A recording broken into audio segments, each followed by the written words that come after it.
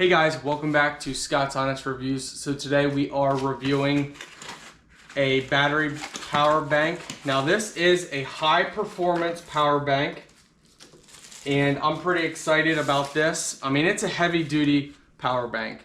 This is no joke.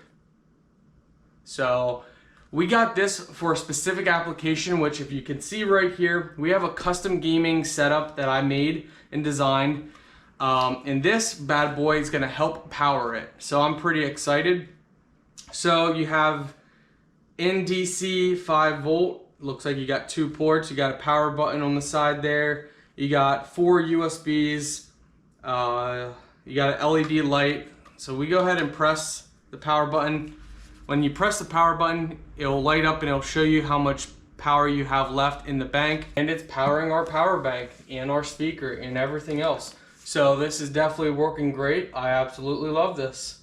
It's going to be a great power bank for our custom project here.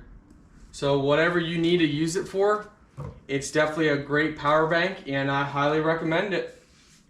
Definitely does the job. I mean, it's powering. So this power bank is powering 2 power banks.